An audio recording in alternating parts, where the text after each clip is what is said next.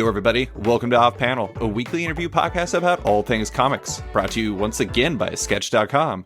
I'm your host, David Harper, and this week's guest was the artist of the recently concluded Paper Girls at Image Comics. I guess you are still, but it's Cliff Chiang. Thanks for coming on, Cliff. Thank you, David.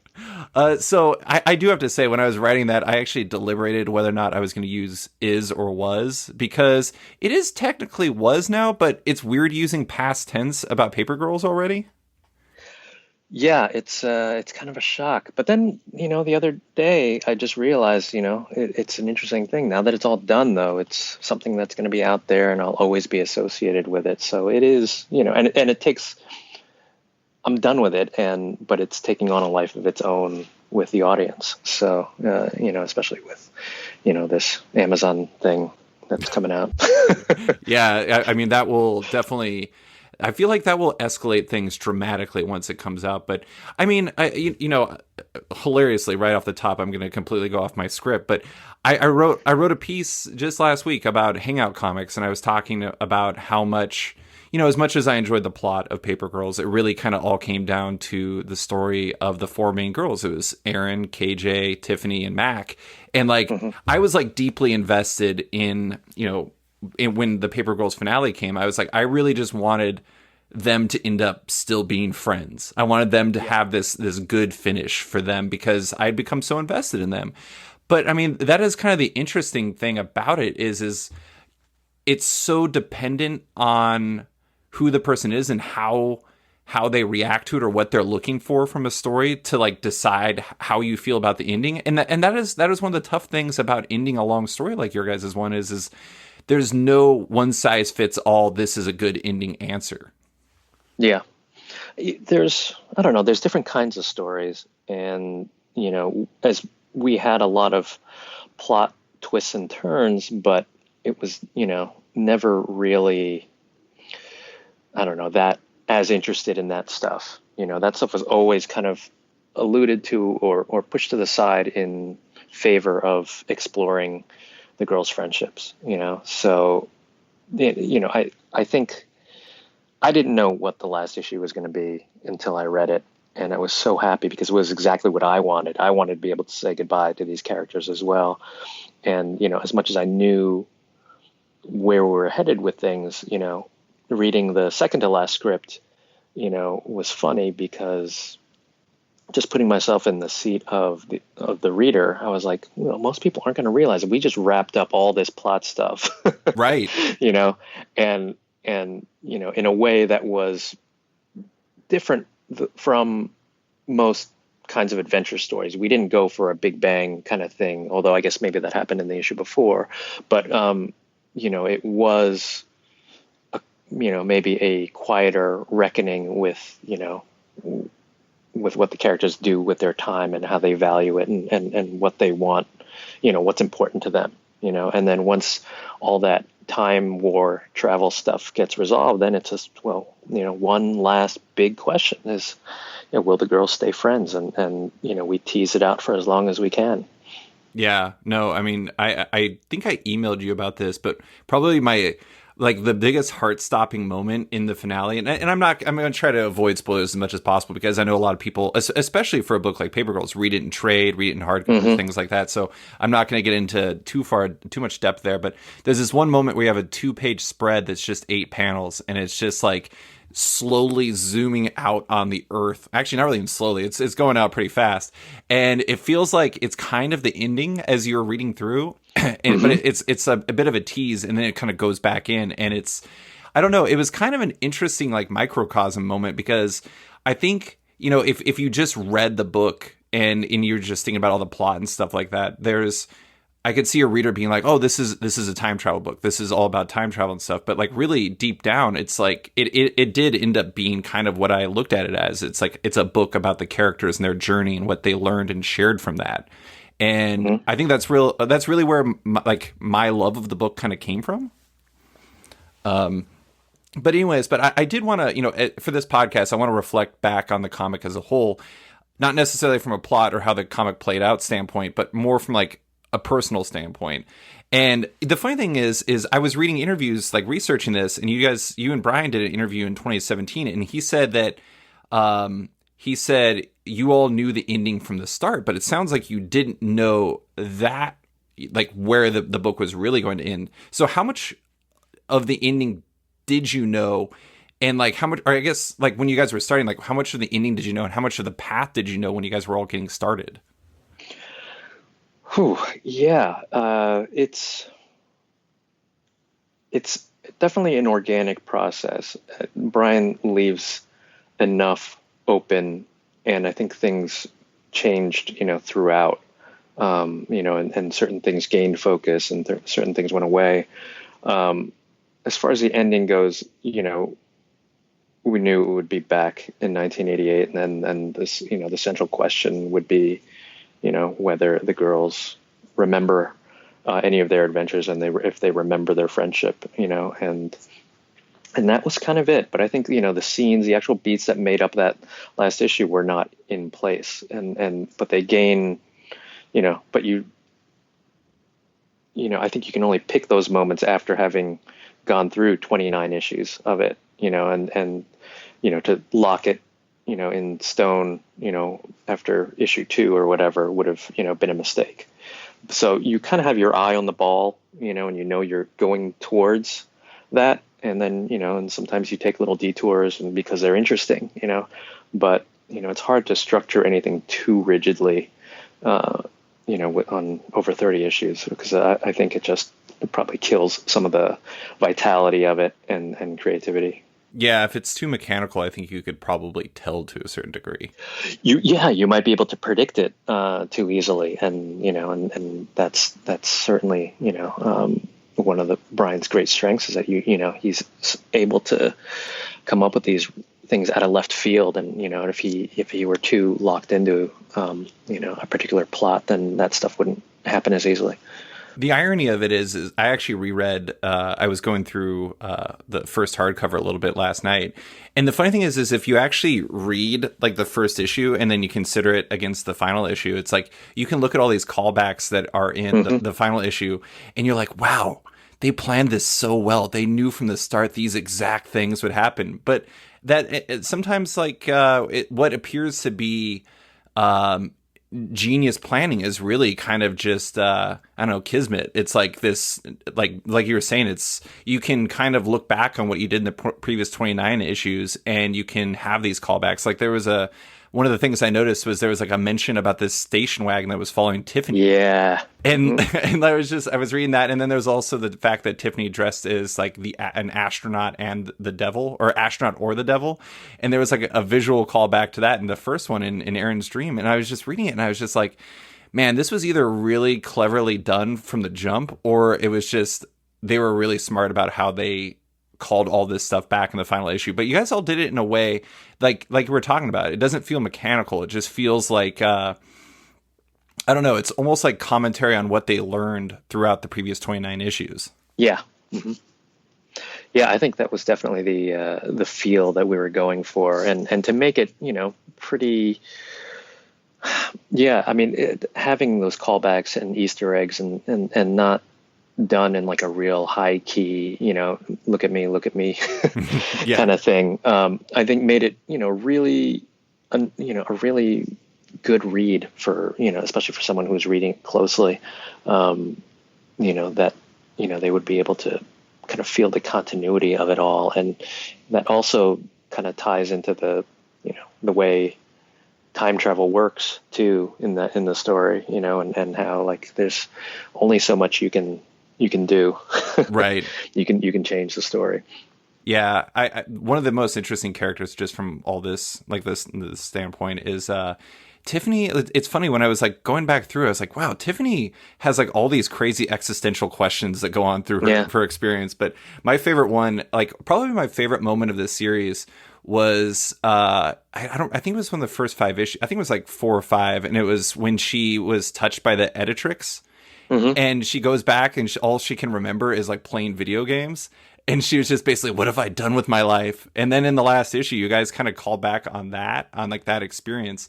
And I don't know. I mean, it is kind of funny. There's this one line I actually tweeted about it it was so funny because it's like kind of scathing, but it's also a really interesting insight. And it was about how Tiffany was talking about how all the stuff that she's into now is like trying to recreate the things that she loved when she was younger.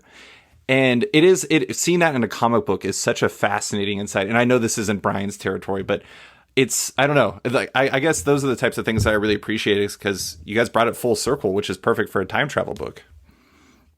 Yeah, the character stuff is so paramount, and giving each character room to shine and grow was really important. And even getting a little moment like that, giving each of the girls their moments in this last issue was really important and such a joy to read. Yeah.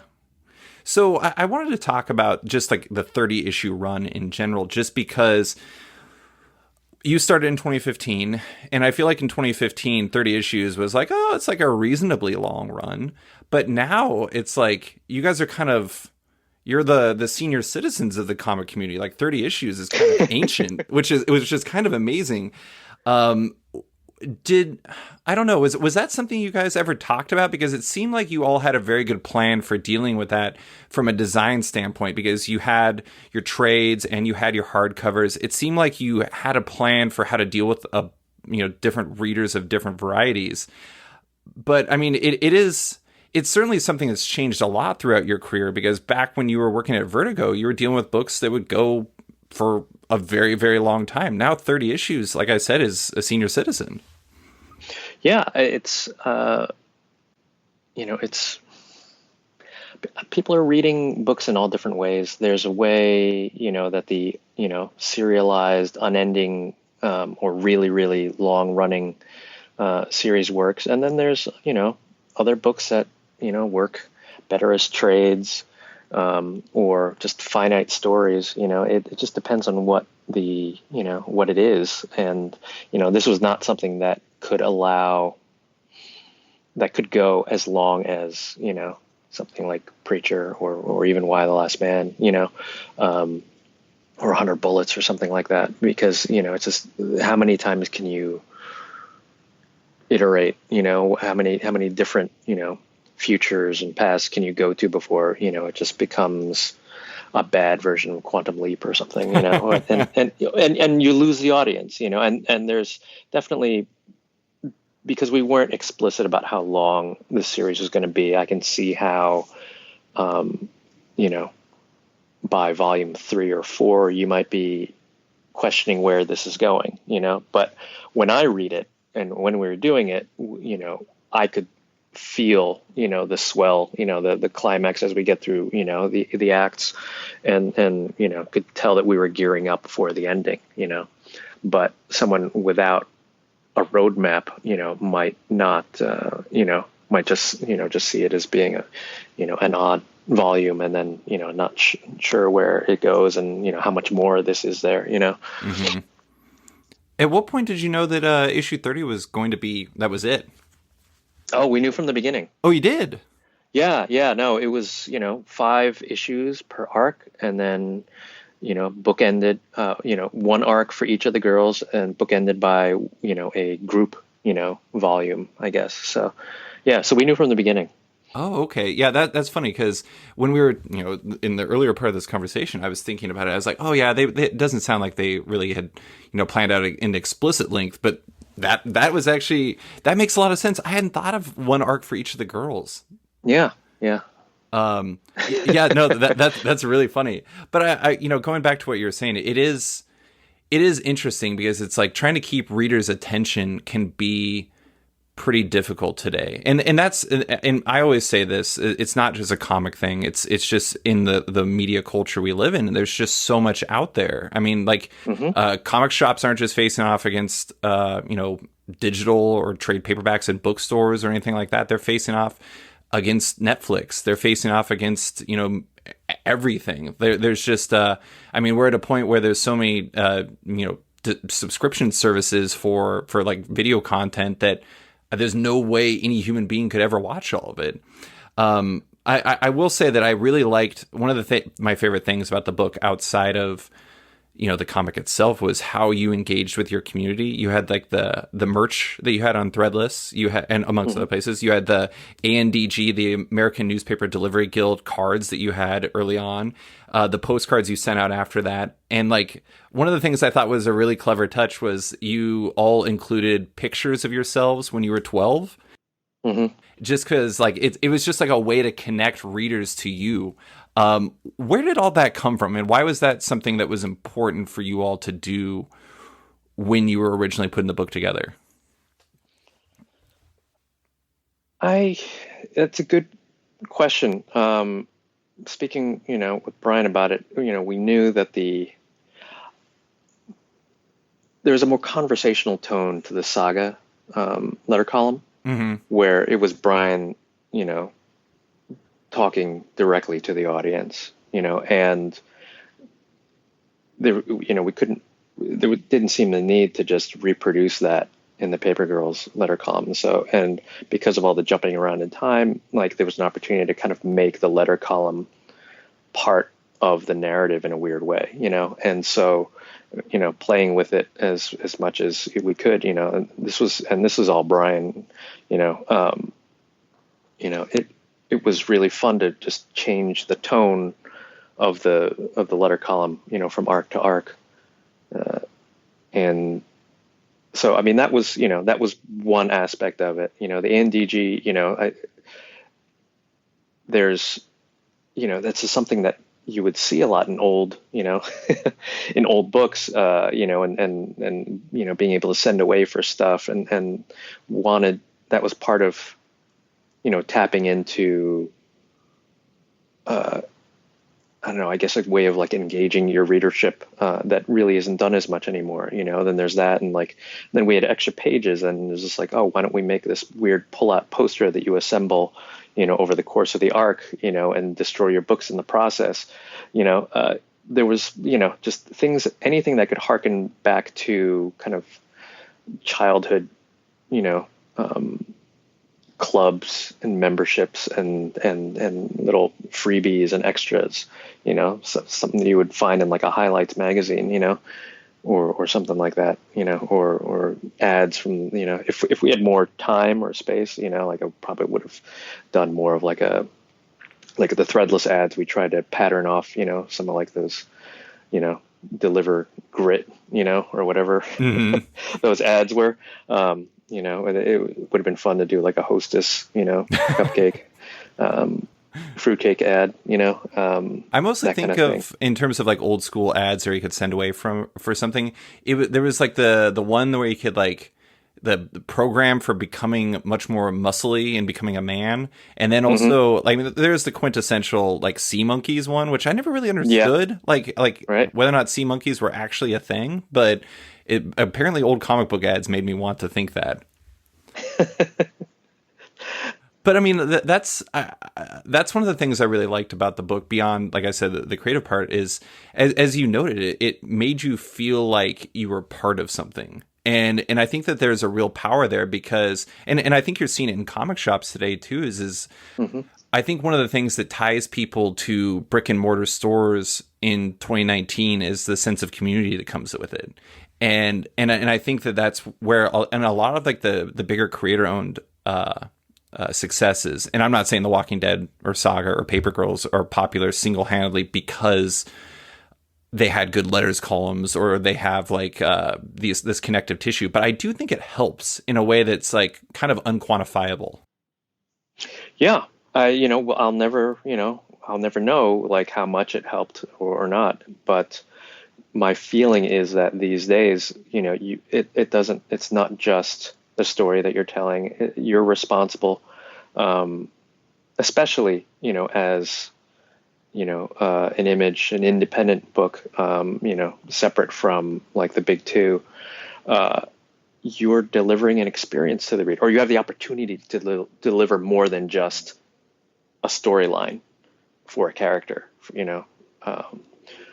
and all the extra stuff that you can engage, makes, someone feel, a certain way about your book. And then if that, means they keep reading, then that's great. And if it makes the experience richer for everybody, it makes the story richer, then that's, that's all good.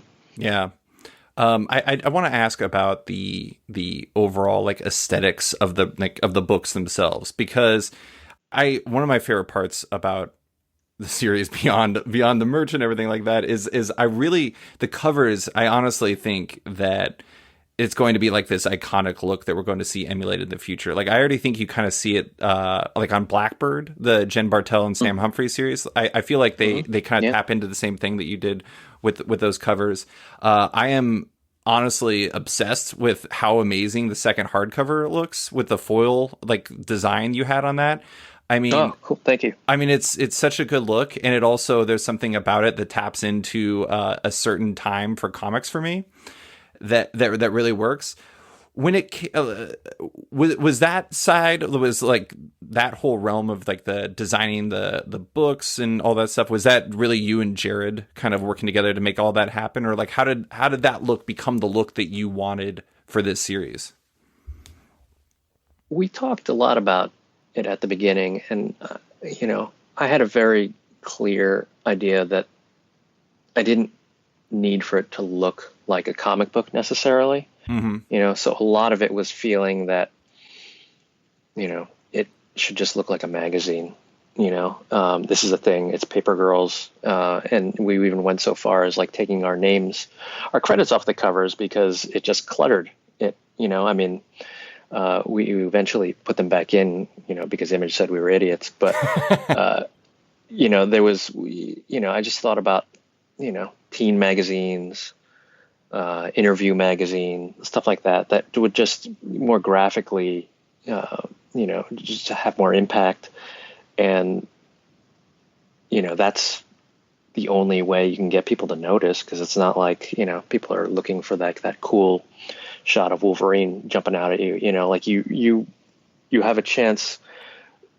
It's almost like advertising art or something, or an album cover where the only thing you can do is produce a vibe, right? And through design and the color, hopefully, get someone to just take a second look. So, for the individual issues, that was definitely, the plan. When it came to the trades, we just ended up using an unused sketch for issue 1 that I then colored up, and then, it kind of continued some of the, the trade dress stuff that, we were doing already on the single issues. And it wasn't until volume 2 that it really became like, oh no, what am I supposed to do now? And then somehow that idea coalesced around one, just kind of showcasing the new characters with each volume. Part of it was, you're going to see this in a bookstore or comic store. Either you know what it is, in which case you don't need to see the same characters on it again. Or 2, and then showing different characters on each one meant like just made this story seem bigger. So, so each volume has the new characters on the front, and it's always women. There are never male characters on the front covers of any of those books, too. And then making them interlocking was just like a cheeky, why not? Because, we had the front and the back, so why not do something? I think that was an interesting thing too, doing the covers was on the single issues, was just like, we have all this real estate, and if there's, why not do a wraparound? It just makes it feel so much nicer, and especially if you do it in a way that's like not,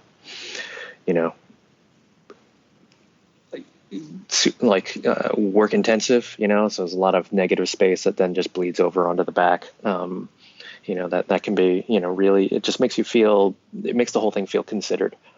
Yeah, no. And it also, I mean, like, one of the central things that you need to accomplish on a comic book cover is you need to stand out. And that's the thing about the like the single issue covers is like the colors you used and the way that was designed and everything. That by itself, like you look at a sea of comics. I mean, especially in today where it's like you have 600 different comics coming out each and every month. How do you stand out amongst that? And it's like sometimes, there's like the Jonathan Hickman school where you have a comic like, the Manhattan Projects or East of West, where it has like this very designy feel. And I think it works really well. But sometimes like color, like using different colors, especially ones that are aesthetically relevant to the 1980s. I mean, right. That works really well. Did you listen to the podcast I did with Z Chun from TKO by chance? Yes, yeah. Yeah, he actually specifically referenced how he like loved your guys' covers and about how that was something that they considered with TKO. It's just like, how do you stand out with that? Yeah.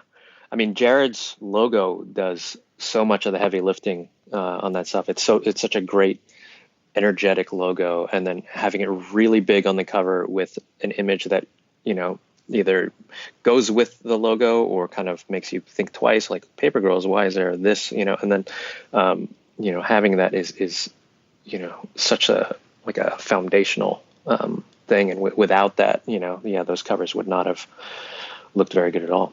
I'm going to do something horrible because I keep making you talk about other people's work accidentally on this podcast. No.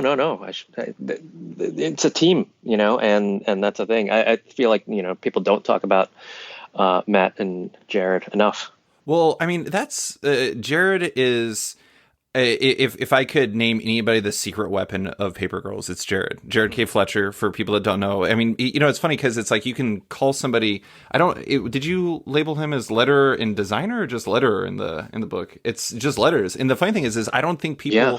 I think when people think of letters, they always just think, oh, it's a person who letters the book. But for somebody like Jared, he's like Phonographics is for yes. Saga or for any number of other books. It goes beyond that. And Jared's design was phenomenal, and he really is, in my opinion, the secret weapon of this run. Yeah. His work has been just so clean and spot on, and always like tonally perfect for it. And he's such a humble guy. He doesn't, want to overcredit himself. The initial Image announcement where we had like a little teaser poster, it's like, I don't even think he put his name on it, and because I sent him the image. I said, this is what we're, I think we're going for. And then he just delivered it back with, 3 names. And I was like, what? And he's like, yeah, he's very humble, and he doesn't want to, I don't know, seem out of place. So, yeah, I mean, I actually kind of feel like a lot of times that's the letterer way. Like when I maybe sometimes it could be when I interviewed Phonographics a long time ago, he told me something along the lines of like he doesn't want people to notice his work, because if you notice his work, that means something went wrong. Right. Like a music score, a composer, like if you're thinking about too much about it during the movie, then maybe, they haven't done their job correctly or something. Yeah. Not that I agree with that, I think, and I think their work, it really always elevates the project, and and if you do notice it, it's because it's good. Right. That's it. Not because it's bland or just happens to just, fly under the radar. I think, the look of anything, is really important, and, they're a huge part of it. So whose idea was the Ex Libris book plate in the hardcovers? Oh, yeah, I don't know. I mean, we had done some book plates for, for trade paperbacks and things like that. And then, I think when you've got a hardcover, you need to have something there. So, but I think both Jared and I felt, but, I think Jared had kind of done it of his own accord, just because, you have that opening end paper. What are you going to do with it? And that's such a throwback thing to do. Yeah. It was like essentially 80s young person. Yeah. No, I love that. I mean, that's one of the things. I mean, it's funny how much I'm talking about the things that are around Paper Girls that aren't actually like text, but like I said, it's like these types of things that I find to be really endearing, because it creates a more holistic comic experience, which I really love. But the one thing I didn't realize when I was reading interviews with you when I was prepping for this is, despite the fact we talked before, I honestly didn't realize that Jared and Matt were the people you worked with on Wonder Woman. Like, I didn't realize they were the ones that, like, you guys continued Yeah. on from that. I mean, it's Yeah. kind of awesome that you kind of discovered how much you enjoyed working together on another project, and it continued on to another one. Yeah, when, especially something like Wonder Woman, where we had so much fun on it. But then to kind of be able to let loose on a creator-owned property, where no one is telling you what to do, can or can't do, and we didn't run into many roadblocks on Wonder Woman at all.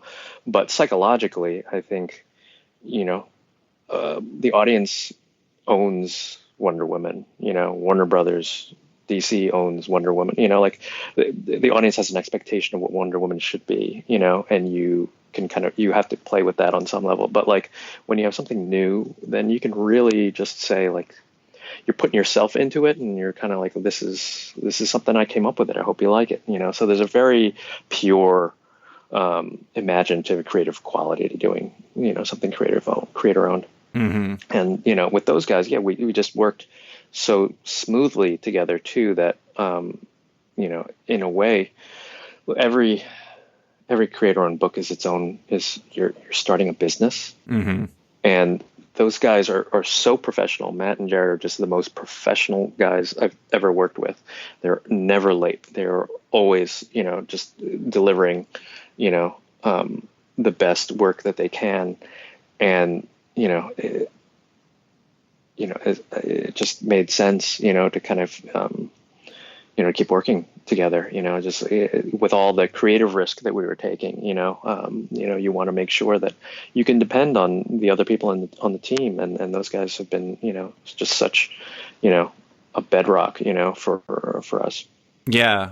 I mean, that's one of the things I don't think people really realize. Like, you would think that it was just some sort of like Voltron type experience where creator-owned projects come together based off of quality of work, or like everyone thinking this person is great or something like that. But I mean, really, like you said, the business thing is spot on. I mean, so much of what you want from your creative partners on a project like this is trust based. That, like, Mm-hmm. that they'll be able to deliver the product, but also in a way that complements each other really well. And so, having that foundation with Wonder Woman, it's an apples to oranges comparison to a certain degree, but it helps.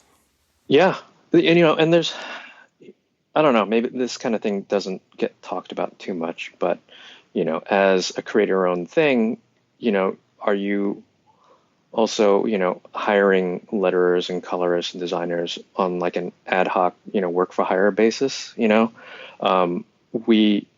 I felt pretty strongly, and Brian too, that, we should make them Co-creators. partners in this. Yeah, like they have a percentage of Paper Girls. They're invested in it, so that they're not going to just, leave us stranded on anything. Like, it's something that they're building too, and that they're invested in. And so, it's easy, because I think because they come in the creative process, they come in after what Brian and I do. So they don't have as much, of a voice in the storytelling in the same way, but they're absolutely a part of the team, and they need to be, rewarded in that way as well. That they're not just hired guns. They're really, an important part. And I feel like maybe it's a trend now. Speaking with them about other projects that they're doing, but like I feel like it's across the board. Like, it should be something that people should do. Yeah. If they can. Yeah, I mean, especially considering the fact that, like, I can't imagine anybody else coloring this book. Like, Mm-hmm. for one, I mean, obviously Jared's impacts have been talked about a lot, but I mean, like, Matt, I mean, I don't know. I mean, it's just kind of funny that I'm trying to think if like you ever moved on to another project and you're like, I'm gonna get like Dave Stewart, and Matt would be like, oh my god, what are you doing? But but at the same time, it's just like there's a simpatico nature to the way that he colors your work that really, I mean, he is a storyteller himself, but he complements your work so well. And I guess you could say that about all of the stuff Matt does, but at the same time, you really jive well. He's really gifted. His secret power, I think, is being able to adapt to the art, and he's got such a good like taste level where like he knows what's appropriate for something, and with Paper Girls we talked about it a lot, but even then I wasn't sure what it was going to look like, and then he turns in the first 20 pages or something like that, and it was just perfect, and it's and a lot of that was honed over our issues of Wonder Woman, but it's also just he's so good. He's just he's the things that make him good are not necessarily flashy things. He's just got a very solid understanding of color theory, and so he can play with different styles and different ways of rendering stuff, and with different artists, but like it's always very readable, and where you're supposed to look, and it's emotional, and he's able to kind of mix it up a little bit with each artist so that it fits. Mm-hmm. And it's incredible, and that's a great collaborator. That's what you want out of somebody. And and Matt's been just so huge. I love seeing all the props that he gets for the colors, and when people just they mention the book, and when the only thing they talk about is the colors, I think that's awesome. Like that it makes such an impact, and he's part of like I think this wave of colorists that have a really, really big impact and that bring readers to a book, just as surely as the writer or the black and white artist do. Mm-hmm. You could, what would be a really funny experiment? It'd be impossible to do, but it's like, because he works with just kind of a core group of people, it'd be really interesting to see what would Paper Girls look like if he colored you like he colored Jamie McKelvey on Wicked and Divine. Like that would be insane. But I mean, it'd be a really great way to illustrate how big of a difference a colorist really makes. But yeah, you were talking about the investment that's related to the fact that Jared and Matt are the co-creators. They have a percentage on this and everything, but this was a bit of a different project for you because you'd done a lot of great work, a lot of notable work over the years, but at the same time, like this is like, I don't know, did it feel like it was your baby in a way that maybe other projects, even long-running projects, didn't? Yeah, it did. Part of it was just as I said before, it being creator-owned meant that you can put so much of yourself into it, and then, the other part of it was just like, knowing like the kind of creative challenge of it, and how long we were going to be going for. And like, this is going to be the next, few years of my life. And if we did a good job with it, it'd be something that would hopefully people will remember and be a high point, so there was a certain amount of pressure with it. A lot of pressure with it too, especially for me, leaving the nest, and so like, and it was a weird project too, which I think also made me super excited. It was not, I don't think anybody would have expected this project to come from us. If you just announced, us as a team, this would not be the first thing that came to mind, Sure. So, that made me, it just made me really want to, put everything I had into it so that it was good, and it's a lot of that, once you start off that way, you just kind of keep going with it. Yeah. Yeah. So, it's been a long, tough road, but rewarding, every issue once you're done with it and, move on to the next. It's just, you're just trying to make it better and better with every issue, and what can we improve upon, and it can be grueling, but it's also, once you're done with it, you're like, wow, I made this. You do have a feeling of accomplishment, which is nice. Yeah, no, I mean, it is. It's quite. I mean, the funny thing is the only other time you came on the podcast was right after the first issue dropped. It was like 15 days or something like that afterwards, and so it's interesting being able to hear this, as you've completed it, because it is a really long journey. I mean, if you think about it, it's like 4 years. You did 30 issues in 4 years, which means that you were basically. I mean, what were you taking, like at most like 3 month gaps in between arcs? Yep. Exactly. Yeah. I mean, the comic schedule is grueling as is, but and I think the known schedule of the saga schedule, the 3 month gap, with like 1 month gap, trade release, 1 month gap is really nice. But at the same time, it's like, for you to be able to do your best work, that's still asking a lot. Yeah, I don't know. It's funny because I feel like people would still be like, when we were on hiatus, which was just 3 months with a trade paperback in between, people were like, when is it coming back? And which to me just means that they were eager, that they like the series so much, they just want it going every month. But yeah, I think, you gotta prioritize your sanity. Working, just grinding like that is tough, and it takes a toll. It takes a toll on your body. It takes a toll on your brain. We figured out pretty early on that this would be a good schedule. Mm-hmm. And then within, I think before I started, I sent a Google Calendar with the due dates for everything, including like release dates, FOC, due to printer dates, for 4 years. I sent it to Brian, and then I For like the whole sent it to series? Matt. Yeah. Ooh. And we nailed it. Like, we were never late. And I pushed the last issue by 3 or 4 weeks, just to make sure that we wouldn't be late. But yeah, even then I ended up pushing that. I was conservative, and that was probably, we would have made the original schedule, but it was just, I didn't know how long the last issue was going to take.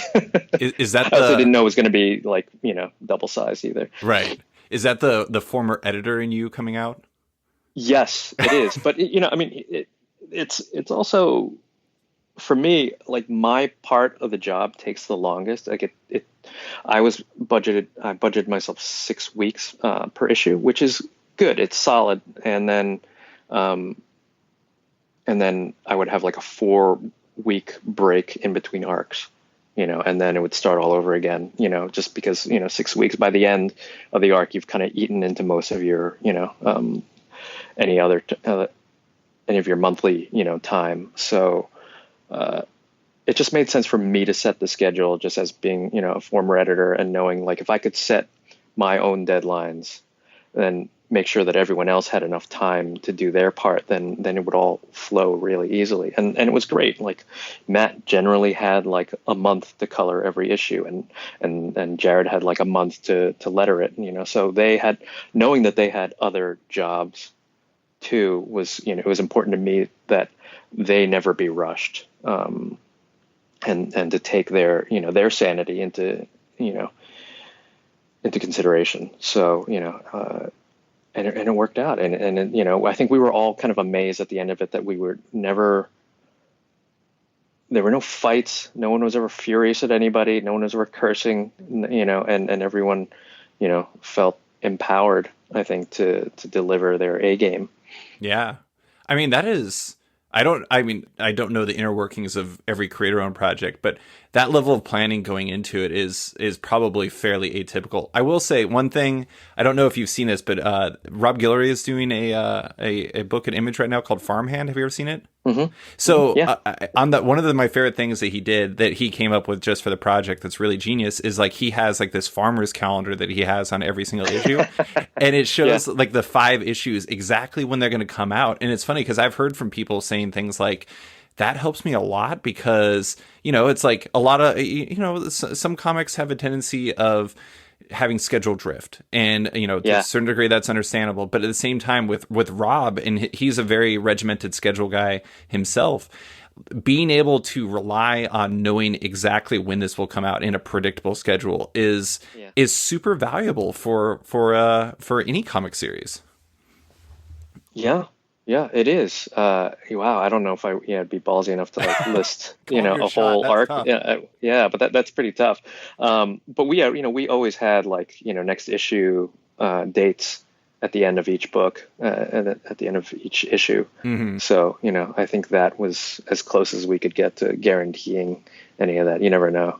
Except for number 30 and Cruelly. Right. Yeah. This is a very abstract question that might be tough, and you might not even have an answer for this. But this, like I said, 4-year experience, 30 issues, it was a lot. I feel like you probably knew. It sounds like you had a good plan going into it, but I have to imagine you learned a lot, both about how to make comics like this, but also about how you like to tell stories. So, what did you learn about, all of this during your run? Hmm. All right, that's a pretty big question. Let's maybe I can try edit and stuff yeah. out. No, no, no. I'm just trying to think like because there's different facets of that. What did like um yeah. What should we tackle first? Hmm. Um, let's see. I th- Working with Brian is a very specific thing too because we would talk at the beginning of an arc very generally about things and things that that we knew we wanted to cover in an arc. But then I would kind of be in the dark about a lot of it. And so each script would come to me as, you know, and would be new, like, because I wouldn't know that, oh, exactly, this is going to happen in issue 2 and this is going to happen in issue 3. So I would be reading it as, a The first reader, as a reader. fan. Yeah. And at first it really threw me for a loop, just being a planner. It just, I was like, this is odd, but like, this is how he likes to work. So I'm just going to go with it. And then I found, once I embraced it, it was really great because it means you just focus on the job at hand. You're not trying to like hold the whole story in your head at once. So it's just kind of surrendering to the process. And that took me maybe an arc or two before I really, got into it. But by the end, it was sort of like, yeah, it was really great. And it allowed me to just, think about, whatever's in that issue and what I can add to it. And then, if there's something we got to address later, or whatever, we can do that. But, in a way, it just gives you focus. Hmm. 5 issues. I don't think, I think a lot of us are used to like 6-issue arcs. It was fun to do 5 because it's really tight. You don't have a lot of room for error. And the scripts, Brian's so good at laying out information in a way that, like doling out information, part of a mystery and keeping you intrigued. But it's a very dense book and it doesn't seem that way. There's a tone to it that seems kind of breezy and the way it's told, but there's a lot of information in every panel and every scene. There's always something that gets told that furthers the overall, plot. And then also, gives you clues about the bigger threat and clues about how like how that all comes together. So I was amazed, every issue reading that stuff and picking that stuff out of it. So I like being concise too. So it appeals to me. But so 5 issues worked out really well, and the schedule worked out really well. Can I say one thing about that real quick? Yeah. One thing that's really interesting, especially thinking back on it now that the series is done, when I was reading it, like living in the issue, because I'm still a floppy reader where I read every single issue as it comes out. Thank you. There's like a decompressed feeling to it. Like it's very, Brian is famous for writing really great dialogue, and he succeeds at that greatly in this series. But when you think back on it, you're just like, wow, a lot happened. Like it's just kind of like absurd when you think about it. And so it's interesting that it kind of really it rides this line between being plot heavy while also dealing with characters in a way that like connects you to them, like and that works both in the sense of like Brian writing them very well, but also like how you and Matt defined the characters visually and everything like that. Like oh my god, like god, Joppo, is it Joppo? Yeah, like Joppo, like he's such an interesting character, just if only because of his shirts. Like he's such he's a person from the great past who is living in the future who wears shirts from like bands from like the 1980s or like bands from like a time that is definitely not his. And so he's like he's kind of like the comic in a nutshell in some ways. Yeah, that's true. But anyways, I don't know. I thought it was, you all did a very good job of writing that line, but it's a tough line to walk because it's like, if you get that feel wrong, like, some readers might migrate to trades. Not that that's a problem, but it's like, you might see some of those like single issue readers, start transitioning to other formats or out or anything like that. And I think that you guys did a good job of balancing that. Yeah, I think there are lots of different kinds of comics out there, but the direct market really thrives on single issues, and there's when you can tell stories in that format and then make that collect into something that feels meaty and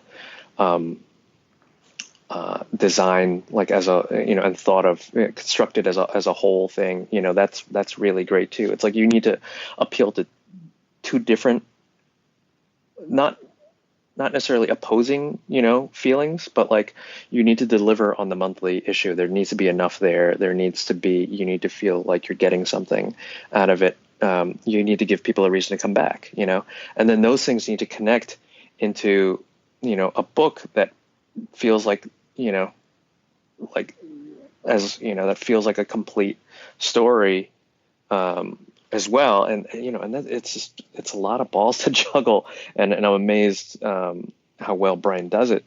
But, it's my appreciation for single issues, is so much higher and stronger now, I think because, I don't know, maybe because we just always see superhero comics doing it, like we take it for granted. But then when you move out of that mode, and tell a different kind of story, and then you're still, sticking with that, you feel, you get to understand like how it works, a little bit more.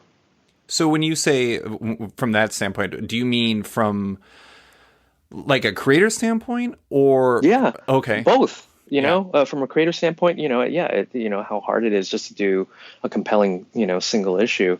And then, from a business standpoint, it's like also, you need to have single issues. It's really, really hard to sell like a standalone, OGN, in the direct market, I think, having done that a little bit, like with Greendale, Vertigo, like that was difficult because that book came out. And then after a month or two, it's like, what reason was there to talk about it? Yeah.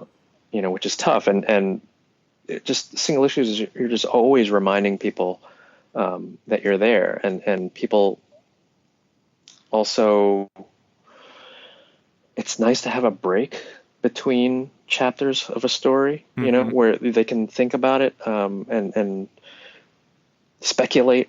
I think having space is also great. As much as we're in like this binging culture now, it's really nice to have a week between episodes of Game of Thrones, Yeah, anticipation is like probably the biggest selling point they had in the 8th season. Yeah. And that was something I don't know, that I think accounts for a lot of the successes, is having that weight, and being like, well, what's going to happen next? And, and giving you a chance to reread it because you liked it, and, and reread it again, maybe before reading, the next issue, that kind of thing. So you can, refresh your memory. It means you're constantly engaging with the story, and that's important. And that makes such a strong connection with the reader.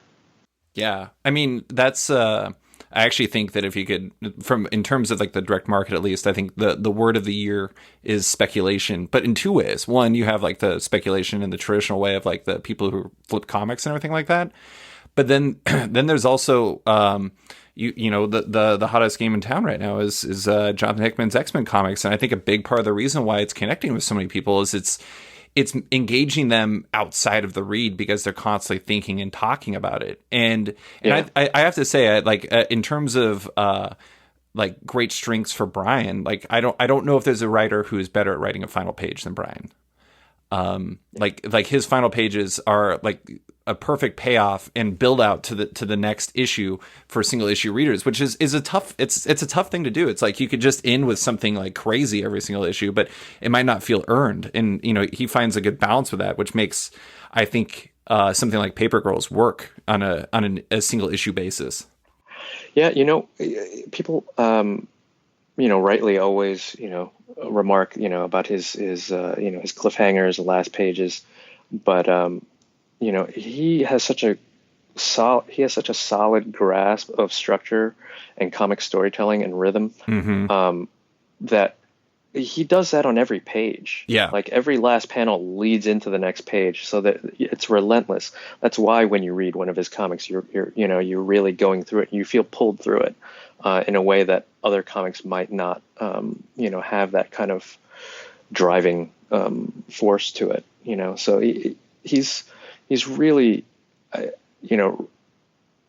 having, been a fan of his work before, but working with him over these 30 issues, I'm never not impressed by how he grabs you from the first page with something, it's something either surprising or emotional. And then he just pulls you through, through 22 pages. And at the end, you're like, wow, and giving you information, like important information in a very casual way, like none of it ever really jumps out as, exposition. He's just a great, that's what a good storyteller does, and being there, seeing that firsthand was, just really, really fascinating for me. Hopefully, it's something I can learn from. It is like re-looking at the beginning of the series. It's such a heat check take to start a series with a dream sequence, but it works. I think he apologized for it. He was like, "Oh, you're gonna hate me, but we're gonna do a dream sequence." It works. It's funny because it even gets that callback in the final issue. But in terms of what you learned, I did want to ask, like, what about creative? Like, from a creative standpoint, did you learn anything about yourself and like how you approach your art, what you want from your art, anything like that?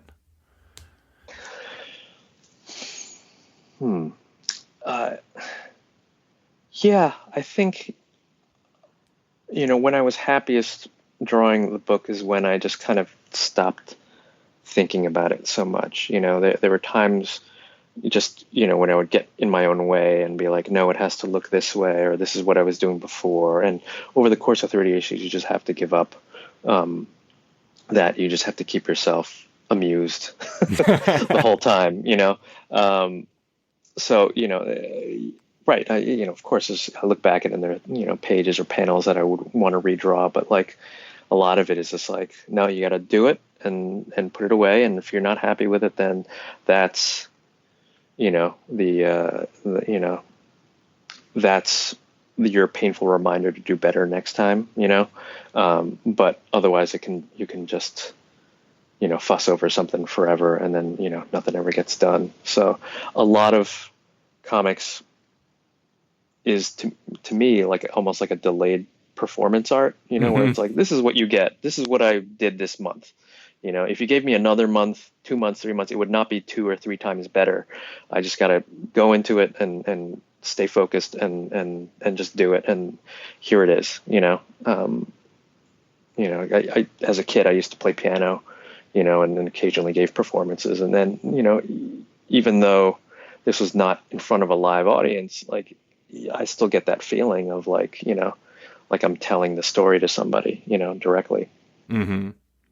Yeah, it's funny. I think I talked to Matt about that a long time ago for this piece I wrote about colorists, and he had said something along the lines of, if he's given 2 weeks to color a comic, and if he's given like 3 months to color a comic, it'll probably like result in the same thing. It's just like it really, the only thing that'll change is like his rate of doing it. But I mean, Right. it does seem, I mean, like, not to say that you're like self-actualized or something like that now, but it does seem like that is kind of like a key step for artists, is to get to a point where you can almost kind of let go and not have to like, fuss over the detail. Don't let perfect be the enemy of the good, because I don't know if anybody, I mean, God only knows, like, there's no artist in this world who will get to the point where every single thing that they do, you're like, nailed it. And like, and then they look back later, they're like, I still nailed it. There's always be something you can find. Mm-hmm.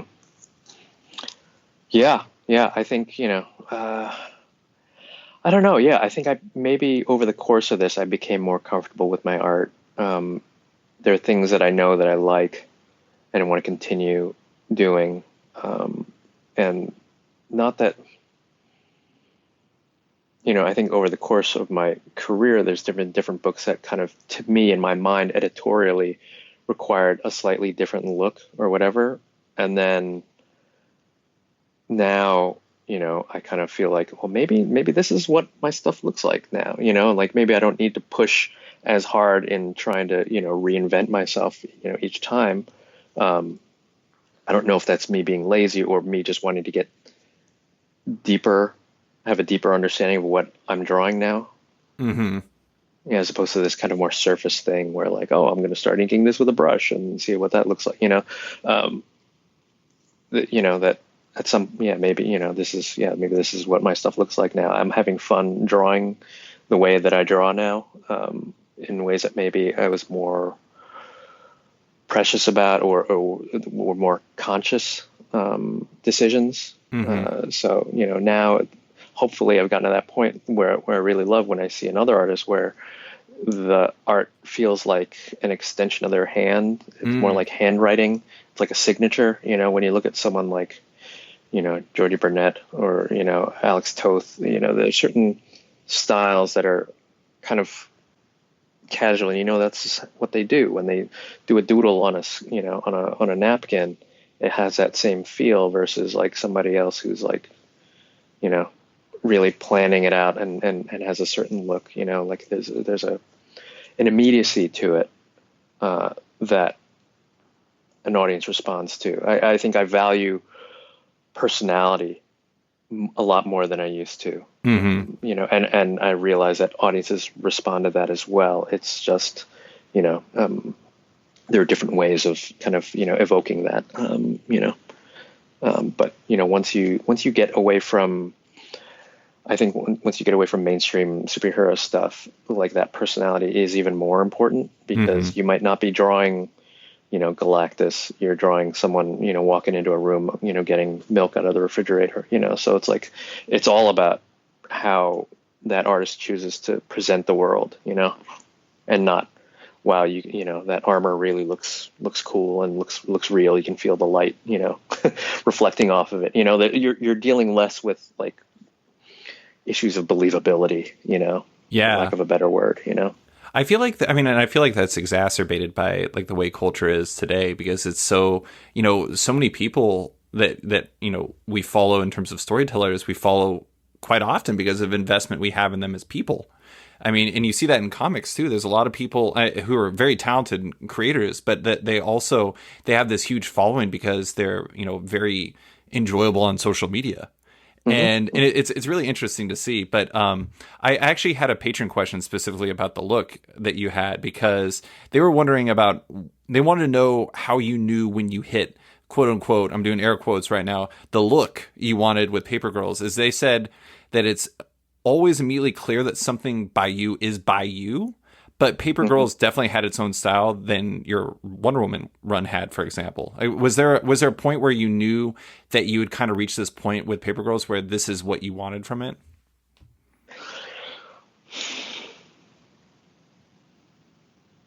Hmm. It's a good question. Like the first issue was such a training ground for that. It's like I knew, we had inspiration. I put together a whole Pinterest board, that Matt and I would share, and I would, you know, and throw design stuff at Jared, and like, so there was always, kind of certain touchstones, be like, oh, like that was really cool, or more like that, and Sassy Magazine. Yeah, yeah, Yeah. Or Mobius and like cool poster artists from like the 30s or something like that, and whole, that kind of just pointed towards a look that we weren't even quite sure that we had achieved yet, so that was important, to have. And then I think once we hit like maybe the second arc and realized we could keep doing what we did on the first arc, but with tweaks, it meant like we had somewhere to start from, and then we could adapt and change it as needed as we went through it. Yeah. And the funny thing is, once we did that, we went further and further away from it in subtle ways, so that by like the fifth volume, like it's a lot more saturated and colorful than anything we've gotten before, and more contrasty. And then when we settle back into this last issue, and you using very much the same colors as the first issue, it was like there was a comfort to it. There was like, oh, back, you felt like you'd been on a journey, and then you come back to it, and then it's like, yeah, it'd be like, hearing the same musical score again, and that kind of thing. And so there was a real, coming back to it, yeah, it just shows you how far we'd gone since then, and coming back to it too, was nice, because I felt like I drew some of the stuff differently in that first issue. I didn't know what it all was yet, and I have different shorthand for it now. I'm more confident with it. So it was nice to go back to that and see if it still worked. Yeah. Yeah. I mean, that's, like I said, that's one of my favorite things about the last issue, is just like all the parallels and all the ways that you kind of, brought the girls' stories full circle by, touching on things that we saw in the first issue. But I just have a few more questions. One, this one is, you said that you were kind of like the first reader, and I talked about how this was a hangout comic, and it was really all about, for me, it was really all about the four leads. And one of the things I'm curious about for you is, did you ever develop almost kind of like a protectiveness to the cast? Like it was almost like because these are your characters. These are your girls in a way. I mean, was there a certain amount of you that kind of wanted what I was saying, and like you just kind of wanted everything to be happy, or you wanted them to be friends in the end? Was that something that you were invested in at all, or is it you kind of need to keep some level of distance from that? I'm trying to think like what I knew. Well, I knew that it was going to be somewhat open-ended whether they're going to be friends. Right. We don't state explicitly what happens. And yet at the same time, I think, the story leans a certain way to it, Yeah. It's a certain amount of protectiveness. I wanted to make sure that they all had, good moments, moments to shine in the last issue. That's what was important to me. And like, if that wasn't there, then I would have said something to Brian, but it was there, like just in spades. And, I was just so happy reading that last issue. Mm-hmm. He'll send that to me, like, at the end of his work day, and he's in California, and, and I'm in New York. So, I'll get it like at, like at midnight or something, and I'll be about to go to bed, Hmm. but then I'll get a script, and and then I always read it on my phone, because that's where I'm checking my email, and or I get a little notification that he sent something, and I'll read it in bed and just have the night to think it over. But like I can't not read it. I couldn't not read it like whenever he sent the script, Yeah. because like I wanted to know what happened next. I want to know, and with that last one, it was just like, I read it. I loved it. And then, I had to go to bed and just let it kind of percolate and in my brain a little bit more. But it, there were so many things that we talked about at the beginning that ideas and things that I wanted to show. And I think because of the nature of the story, we didn't get to address all that stuff necessarily. But he managed to work in so much of it that, there was, I felt really happy with it. One of the first things I talked about with him was like, oh my God, they're like 12 turning 13. Like we need a bat mitzvah in there, Hmm. because I have just so many memories of going to my friends, parties when I was a kid, and what a weird thing, but it became so common, with so many friends, who were doing it, but not being Jewish was like, the first one was just such like a, what's going on? I don't even, I'm not sure I understand any of this. And then, by the last one being like a seasoned pro and like, and it's pretty funny. So I was glad we were able to kind of touch on that a little bit, and, the kind of the nature of, preteen dances and things. And it's not nostalgia per se. I think a lot of it was trying to just remember formative experiences, when we were that age, and things that are formative and actually common experiences that people could relate to, so that they, could remember what it was like to be that age, and like the way you felt about things and how strongly you felt about them, and how your friends are like your entire world. Hmm. Like if you were, fighting with a friend, or someone was pissed at you, like that really would rock you for, even though, only be like a couple days or whatever, it would feel like a month, Hmm. if someone wasn't talking to you. So, trying to just put yourself back in that 12-year-old mindset was important for both us and for the readers. Hmm.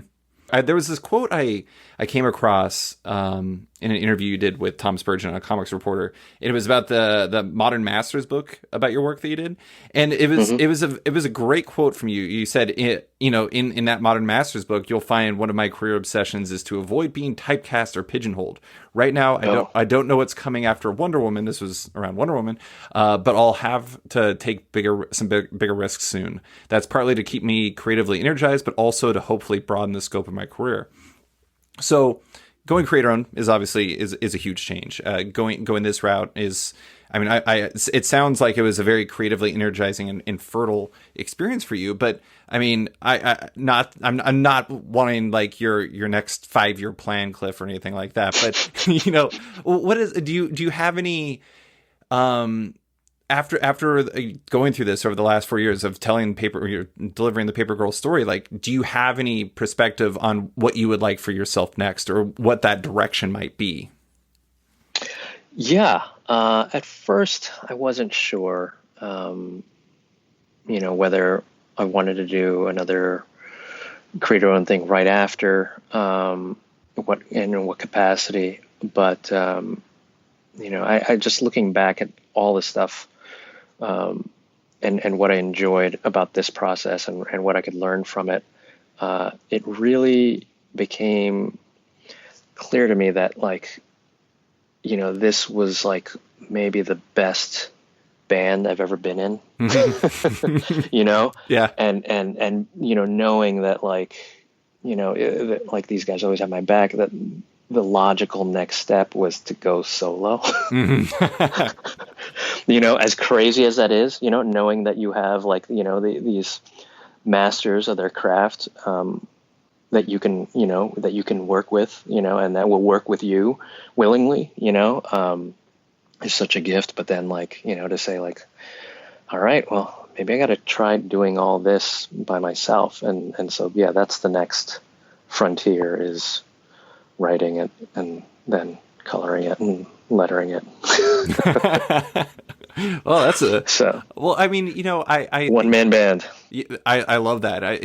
I don't know why, and this is like the most horrible comparison given the fact you guys are as far from Van Halen as you can possibly get. But I immediately went to Van Halen and I was like, "You're Sammy Hagar going solo." I hope that they don't get excuse me, you're David Lee Roth going solo. I don't know who would be the Sammy Hagar for this group, but I hope there's no Sammy Hagar to come. But yeah, I mean, I actually feel like, and maybe this is something that's always been happening. I mean, you look at like Frank Miller, and he came in and he was drawing people's scripts, and then he took over writing, and then now a lot of people know him, a lot of his stuff primarily for his written work almost. And it's interesting how today, though, it feels like a lot more artists are trying to find a way where they can write and also draw as much as they possibly can. Maybe not at the same time like you're doing, but it's like writing, because drawing is such an arduous thing. It takes up so much time. It's like writing allows you to maybe touch on some other creative interests that you don't get to do when you're drawing one book a month and that's it. Mm-hmm. I don't know. I mean, like that's one of the things. I know you've written in the past, and it seems like that almost would be something that would be next. But it sounds like it's going the cartoonist route. Yeah, I mean, I have, a lot of the people that inspired me to get into comics, were, cartoonists. And, I feel like you get a different kind of comic when the writer and artist are the same person. Mm-hmm. There's just a subconscious interplay between the forms, between the two tasks that results in something that just feels different from a collaborative comic, which has its own juice and energy, that comes from, the kind of, not friction, but like the collaboration, works in a different way, where it's like there are sparks that fly between it, and it doesn't always fit comfortably, but that's where it's exciting, where it's kind of jangly, and, for me, yeah, I, being like a huge Mazzucchelli fan, or Paul Pope, seeing where people go with, their own, when they're writing and drawing, I love that. And I don't know where it is for me. So, and that's something I want to explore, and it could go horribly wrong, but, hopefully, it's something that scares me, and that's what I like about it. Mm-hmm. So, and that's how I know it's the right thing for me to do, but it's like, it's scary, but not like, holy shit, you're nuts. It's scary. Like it all feels manageable to me. I know how to do, this stuff. And, with the exception of like, I feel like, I can write a page now. It's like, let's see if I can write, a whole bunch of them and mm-hmm. have it hang together. So it's, it's all been like baby steps to getting here, so it feels like a logical, extension of what I've been doing. Well, it does sound like a kind of a continuation of that feeling you had when you were getting Brian's scripts and you just kind of had to like let go from, just like, I just have to draw this. It's like, you're finding something new for yourself, and there's a lot of excitement from that. But I guess that's where the energy comes from, right? It's like you're finding something that scares you because it's new, but that's where a lot of the magic can come from.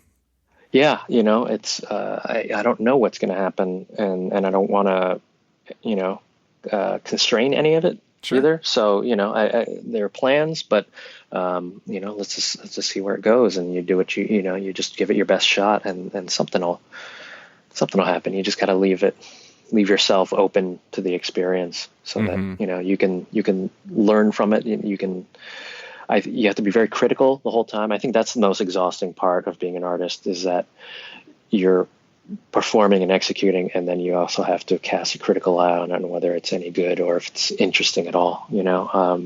I guess, yeah, you can't really make a judgment on to whether it's good or not, but it's just like, is this, am I okay with putting this out there? And I think, when you throw writing into the mix too, it just automatically becomes more personal. There's no way that the work doesn't become, on some level, a reflection of you. And that's something I've been able to hide from as an artist. Whereas, once you start writing a story, then it's like, you're showing the world the things that you care about. You're showing the things that you love, or excited by. You're kind of revealing your kinks, to the world in some way, and also maybe your blind spots, and that's also scary, and you have to approach it with a certain amount of humility, that this is like a big thing. People have been doing it, for ages, and bearing their souls, but it's for me, maybe now it's only now that I have really the confidence to do it, but I'm grateful for everyone who's kind of helped me get to that point. Yeah. Well, I can tell you, I am very excited to see what that will be, when it will come, and everything else. I mean, most of all, I'm excited to read it. But Cliff, that is all I have for you. Thank you so much for coming on the podcast and talking about Paper Girls, the whole journey, and everything else. Thank you. Thanks. It's been great to talk about it with you. It's like not quite going down memory lane, but it for me, it's almost a bit of a time machine too, to be thinking about the beginning of Paper Girls. So thank you for taking me on this ride. Thanks for listening to this week's episode of Off Panel with artist Cliff Chiang. You can find him on Twitter at Cliff Chiang, on his website at cliffchiang.com, and his work in the recently completed Paper Girls at Image Comics. As a heads up, Off Panel is once again brought to you by Sketch.com. Check out the new version of the site and consider subscribing for access to all of the site's content and its members-only forum. If you're a fan of Off Panel, make sure to check it out on Patreon. If you back the show on there, you not only support it, but you get early access to each week's podcast, access to weekly content, and more. Also, don't forget to subscribe to Off Panel on iTunes or Spotify and give the show a rating or review while you're at it. You can find Off Panel and Sketched on social media by liking it on Facebook at /Sketched, that's SKTCHD, following it on Twitter at SketchComic, or following me at @SlicedFriedGold. Big thanks to all my existing patrons, including Nathan House, Alex Dimitriopoulos, Terry Dodson, Troy Jeffrey Allen, Liana Kangas, Keegan Ray, Milton Lawson, Wesley Giff, Sean Kirkham, Harry Small, Alistair Ross, Julio Anta, Brett A. Schmidt, Jason Goodmanson, Paul Reinwan, Carter Farner, Vita Ayala, JDC and Matt Gagnon, Aditya Bidikar, Tara Ferguson, Dave Slusher, Kieran Mark Antonio, WMQ Comics, Akil, Kokachi, Phil White, Ben Becker, Sean Pinello, Ken Heidelman, Philip Seavey, Al Ewing, Ryan Alcock, Nick Michelin, David Kelly, Robert Wilson IV, Nick Polito, Owen McCready, Brendan Fletcher, Gary Maloney, Jonathan Nilsson, Matthew Groom, Jason Massey, Adam Bogert, Xavier Files, Maria Schweitzer, Matthew Taylor, Tyler Turner, Nick Patera, Jacob Sorelli, Ford Gilmore, David Baraldi, Ira James Udaskin, Modern Magic Stories, Nick Hall, Bobby Ingus, Bjorn Basin, John Hendricks, Steve Anderson, Phil Nall, Ian Maxwell, Cliff Chiang, Benjamin Schipper, Carl McMahon, Chris Palmer, Scott McGovern, Nathan Fairbairn, Kat McKenzie, Greg Rucka, Adam Highfill, Nicholas Gardner, Fiona Staples, Chris O'Halloran, Mark Abnett, Mike Murphy, Michael Shirley, Tom Barnett, Jim DiMonacos, Norbert Nicolo, James Kaplan, and Mission Comics and Art in San Francisco. You guys are all the best. A quick thanks to Upright T-Rex Music, who wrote and performed Off Panel's theme song just for the show. Check out their music on Spotify because it's completely delightful. Thanks for listening, and tune in next week for another episode.